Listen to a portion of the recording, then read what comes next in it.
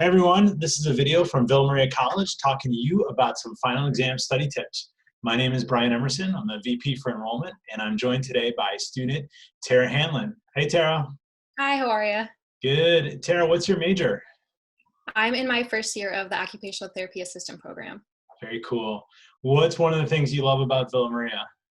Um, I really like the size of it because I just feel like the student to teacher ratio is so small, and it really allows for like a really good connection between the professors and the students, and even the students and the students. So you just form really close relationships, and I really appreciate that about the college.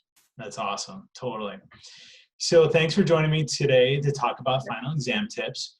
We're currently in the last week of classes, and final exam week starts May 4th, and it goes through May 8th. So let's jump into it.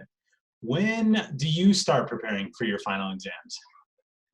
I would say there's not really like a specific start date, because although I do really crack down probably about a month before the final exam, that's when I really start going at it. But I kind of study for the final exams throughout the duration of the semester, because I periodically go back and look at everything we've been studying so far and make sure that that memory or that knowledge is still in my head, even that stuff that we've learned, the first couple weeks of school, so that by the time I do get to really cracking down and really studying for the final exam, all the information is still pretty fresh in my mind. That's awesome. That's a really smart way to approach things, just trying to keep everything fresh all the time, and so you don't have to cram it all in at the end. Yeah. Nice. So what are some strategies that you use to study? I really like to break things up into chunks when I study. So looking at it like topic by topic, because I think that it really helps you learn that way. I think if you try to look at too much material at one time, it really kind of overwhelms you and you don't absorb enough information or the right information. So I think taking it step by step is at least what's worked in my own opinion. But I also really like the tool Quizlet. It's like an online platform, and you can put in any information that you want, and it'll generate virtual flashcards, or you can generate practice tests or do study games, and you can share it with other students. So I just think it's a really good study tool to use. That's cool. What's it called? Quizlet? Quizlet, yeah, I think there might be an app for it too, but I just use the online platform on my laptop. That's very cool. Do you ever study with other people? I do. I like to study with other people because it's good to kind of bounce questions off of each other and help build on the knowledge that each of us have. But I also do appreciate the time I have myself to study, because that's when I can go at my own pace and learn what I want to learn. Yeah, it's a little bit hard to study with other people right now since no Yeah, one's definitely. interacting with each other. But Yeah. there's Zoom, there's Microsoft Teams out there, there's whatever Hmm. you want to use, just do it, Hmm. right? Yep. All right, cool. So what do you do before the day of an exam? The day before an exam, I really just like to focus on the material that I'm not super confident in, because I don't really think it's beneficial to waste your time studying the material you already know.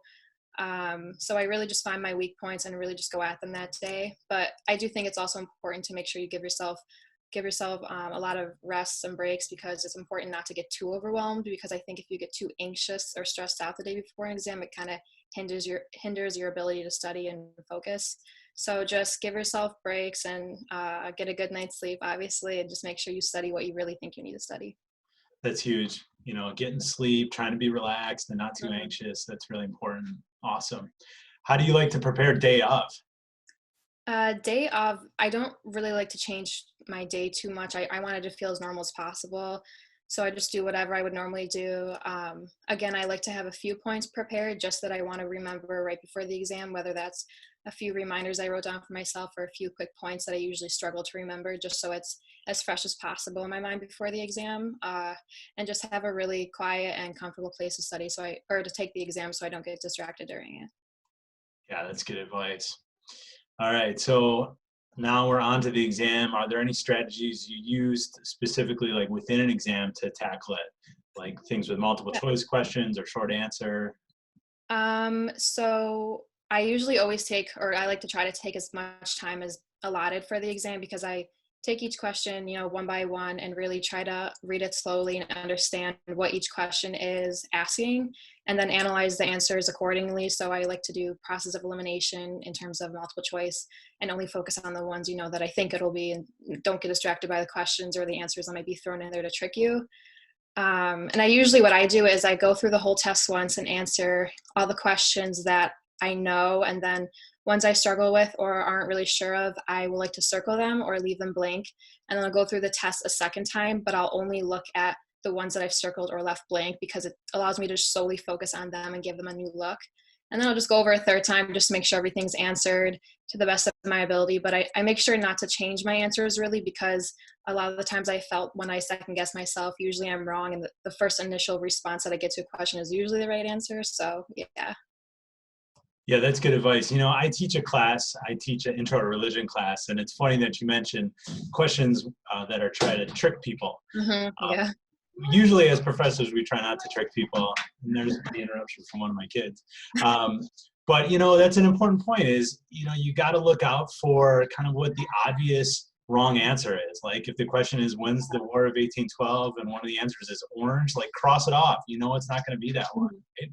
Yeah, exactly. And the other thing is, I find sometimes there's like clues within the exam, right? Like later on, there might be a short answer question that answers, one of the earlier questions that's multiple choice or true false. So be on the lookout for that stuff.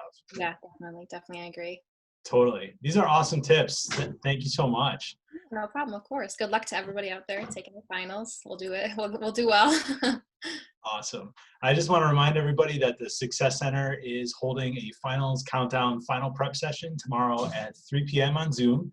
And there's a Q&A about academic policies like taking an incomplete at 11. So students, check your email for info about that.